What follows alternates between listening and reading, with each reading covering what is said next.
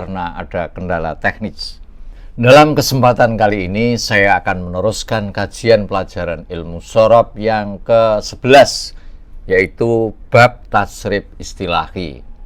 Sebelum kita mulai, marilah kita hadiahkan bacaan Al-Fatihah sekali yang pahalanya semoga diberikan Allah kepada guru-guru kita dan semua orang-orang yang telah berkontribusi dalam pembuatan video pembelajaran ilmu shorof ini. Dan semoga ilmu yang kita dapat dari guru-guru kita bermanfaat. Amin. Ila hadratin Nabiyil Mustafa Muhammadin sallallahu alaihi wasallam wa ala alihi wa ahli baiti wa dzurriyyatihi wa ashabi ajma'in. Thumma ila arwahi abaina wa ummahatina wa ajdadina wa jaddatina wa masyayikhina wa jami'il muslimin al muslimat wal mu'minin al mu'minat. Al-Fatihah.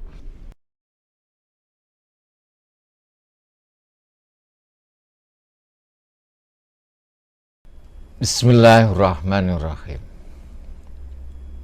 At-tasrif. Tasrif ialah merubah bentuk kalimat ke bentuk kalimat yang lain. Tasrif adalah merubah satu bentuk kalimat ke bentuk kalimat yang lain. Tasrif dibagi menjadi dua, tasrif istilahi dan tasrif lugawi. Pada kesempatan ini saya ingin membahas masalah tasrif istilahi. Tasrif lugawi insya Allah kita bahas di kesempatan yang akan datang. Apa itu tasrif istilahi? Tasrif istilahi ialah merubah kalimat dari satu segot, maksudnya bentuk, ke segot bentuk lain dengan makna yang berbeda-beda. Seperti tadi saya katakan, jadi maknanya fi'il madhi itu tentu berbeda dengan maknanya fi'il mudhari', berbeda dengan maknanya isim fa'il, berbeda dengan maknanya fi'il amar, dan seterusnya. Bentuknya juga berubah, tidak hanya maknanya. Jadi pada pelajaran yang sudah lewat, kita sudah mempelajari masalah segot, misalnya fi'il madhi itu cara membuatnya seperti apa, fi'il mudhari' itu seperti apa. Nah, perubahan dari satu bentuk ke bentuk lain, itulah yang disebut dengan tasrif istilahi. Contoh, nasara fi'il madhi, artinya telah menolong. Yansuru segotnya fi'il mudhari', artinya sedang menolong. Nasron segotnya masdar ghairu mim, artinya pertolongan. Nasirun segotnya isim fa'il, artinya orang yang menolong. Kemudian mansurun segotnya isim maf'ul, artinya yang ditolong. Unsur fi'il amar segotnya, artinya tolonglah. Latansur segotnya fi'il nahi, artinya jangan engkau tolong. Mansorun segotnya isim zaman, artinya zamannya menolong atau waktu menolong. Mansorun sama ini isim zaman dan makan, segotnya isim makan, artinya tempat menolong. Minsorun, ini bukan mansorun tapi minsorun, jadi tolong dirubah, jadi kita minsorun, tidak mansorun, isim alat, alatnya menolong. Itulah yang disebut dengan tasrif istilahi. Jadi saya ulangi, tasrif istilahi ialah merubah kalimat dari satu bentuk ke bentuk lain. Dengan berubahnya bentuk, maka maknanya juga ikut berubah. Nah, inilah contohnya. Nah, setiap segot itu mempunyai wazan sendiri-sendiri, jadi tidak sama antara satu segot dengan segot yang lain. Itu mempunyai wazan sendiri-sendiri, mempunyai pola sendiri-sendiri. Itulah tasrif istilahi. Tasrif istilahi ada 6 bab. 1, fa'ala yaf'ulu. Ini perhatian kita ke ain fi'il. Jadi di sini ain fi'il madhi dibaca fathah, ain fi'il mudhari dibaca dhammah. Itu bab 1. Kalau bab 2, ain fi'ilnya fi'il madhi dibaca fathah, ain fi'ilnya fi'il mudhari dibaca kasrah. Fa'ala yaf'ilu. Bab 3 itu fa'ala yaf'alu. Ain fi'ilnya fi'il madhi dibaca fathah, ain fi'ilnya fi'il mudhari dibaca fathah juga. Yang bab 4 ini fa'ila yaf'alu. Kalau tadi fa'ala satu. Sekarang yang bab 4 itu ain fi'ilnya dibaca kasrah, fi'il madhinya. Kemudian ain fi'ilnya fi'il mudhari dibaca fathah, fa'ila yaf'alu. Yang nomor 5, bab yang kelima adalah fa'ula yaf'ulu. Fa'ula, ain fi'ilnya fi'il madhi dibaca dhammah, ain fi'ilnya fi'il mudhari dibaca dhammah. Kemudian fa'ila yaf'ilu, ini yang ke-6.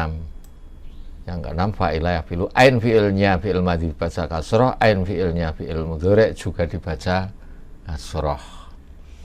Nah, kemudian fi'il amar itu ain fi'ilnya selalu diikutkan pada ain fi'ilnya fi'il mudhari. Kalau ain fi'ilnya fi'il mudhari dibaca dhammah, fi'il amarnya pun ain fi'ilnya juga dibaca.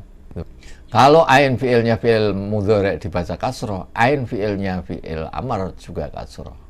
Kalau ain fi'ilnya fi'il mudhari dibaca fathah, ain fi'ilnya fi'il amar juga dibaca fathah. Begitu seterusnya. Jadi fi'il amar itu kalau tidak uf'ul ya if'il atau if'al. Nah, contoh kataba, kalau ini diikutkan kataba diikutkan fa'ala yaf'ulu, berarti kataba yaktubu uktub.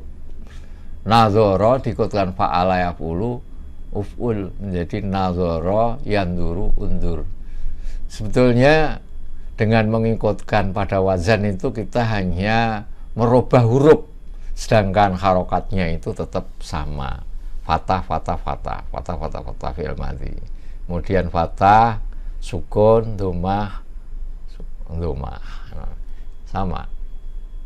Nadhara, fa'ala, yanduru, yaf'ulu, undur, uf'ul. Nah, itu kan beda hurufnya saja.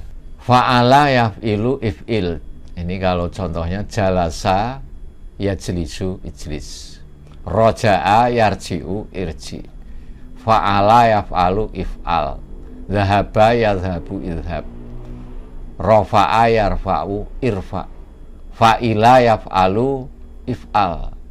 Fariha yafrahu ifrah. Hazina yahzanu ihzan. Fa'ula yaf'ulu uf'ul. Syaju'a yahju'u usju. Jabuna yajbunu ujbun. Fa'ila yaf'ilu if'il. Hasiba yahsibu isib. Inilah pembagian tasrif istilahi sulasi mujarad. Ada 6 bab. Dari 6 bab ini yang sering dipakai, yang kalimat yang sering diikutkan pada wazan-wazan ini adalah bab 1, bab 2, bab 3, bab 4, bab 5 itu banyak yang ikut wazan 1, 2, 3, 4, 5. Sedangkan yang mengikuti bab 6 itu sedikit.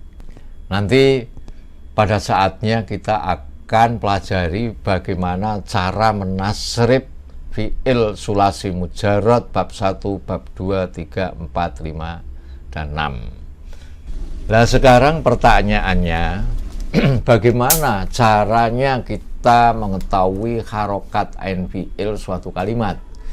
Jadi misalnya lafal arafa ini tidak saya sengaja tidak saya harokati ain fi'ilnya. Ain fi'ilnya arafa ini apakah arafa, apakah arifa atau arufa? Soalnya wazan fi'il madhi itu kan ada fa'ala, fa'ila, fa'ula. Nah, kalau ada lafal arafa ini ikut yang mana? Fa'ala, fa'ula, atau fa'ila? Kemudian fi'il mudhari'nya misalnya arifa ya rofu, itu apa benar apa salah? Ikut yaf'ulu atau yaf'ilu atau yaf'alu? Kalau yaf'ulu berarti ya'rufu, kalau yaf'ilu berarti ya'rifu, kalau yaf'alu berarti ya'rafu. Nah, untuk menentukan harokat ain fi'il, baik itu fi'il madhi ataupun fi'il mudhari, itu kaedahnya seperti apa? Kalau fi'il amar gampang, fi'il amar itu diikutkan pada fi'il mudhari'nya. Ain fi'ilnya fi'il mudhari' itu apa, maka itulah ain fi'ilnya fi'il amar. Jadi kalau kita salah menentukan ain fi'ilnya fi'il mudhari', ya kita salah juga menentukan ain fi'ilnya fi'il amar. Masalahnya sekarang bagaimana caranya kita mengetahui harokat ain fi'il suatu kalimat?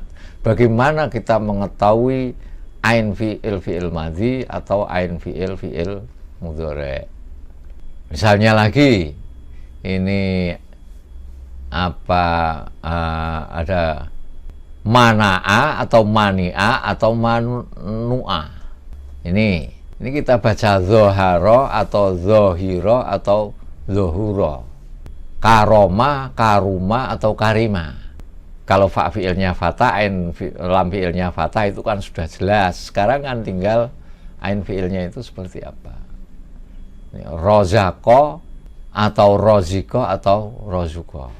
Jawaban daripada pertanyaan tadi, bagaimana cara mengetahui harokat ain fi'il satu kalimat, maka cara yang paling tepat adalah membuka kamus. Jadi kalau sudah dibuka kamusnya, kan di situ akan kita ketahui.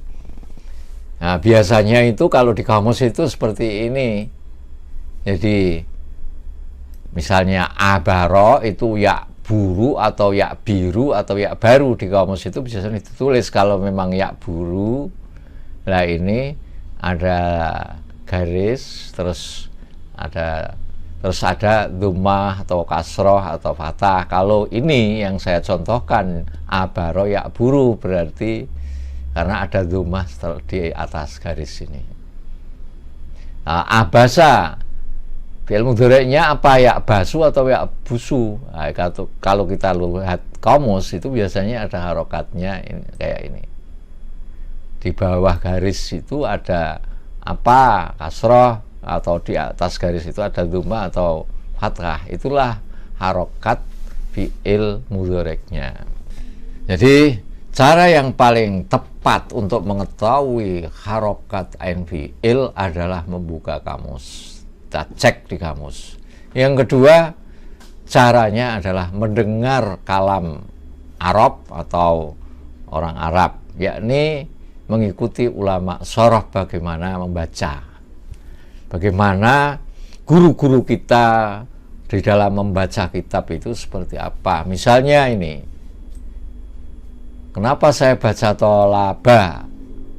Nah ini karena guru saya itu kalau membaca ya tolaba, jadi dititeni tulisan ini ki tolaba. Terus fi'il mudhari'nya apa? Ya telubu. Kok tahu ya telubu? Ya karena saya sering ngaji, bacanya guru-guru saya tolaba ya telubu. Memang itu nanti ada kaidahnya. Untuk sementara itu saja kita sering mendengar, nanti kita akan mengetahui ain fi'il madhi dan ain fi'il mudhari' itu dibaca apa. Jadi kita harus sering-sering mendengarkan orang membaca kitab, orang berbicara bahasa Arab itu bagaimana dia mengucapkan suatu kalimat, ain fi'ilnya itu dibaca apa. Itulah yang bisa saya sampaikan. Jadi sekali lagi saya ulangi, apakah itu tasrif istilahi? Tasrif istilahi ialah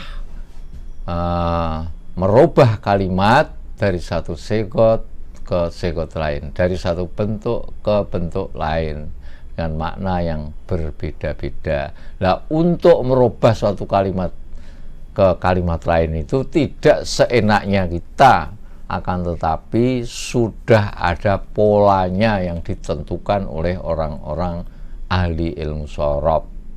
Nah, di sini kita perlu menghafalkan pola-pola itu. Nanti kita akan pelajari lebih mendetail, walaupun kemarin itu sudah, ya, tidak ada salahnya kita pelajari yang lebih detail bagaimana pola-pola atau wazan-wazan dari satu segot ke segot lain itu.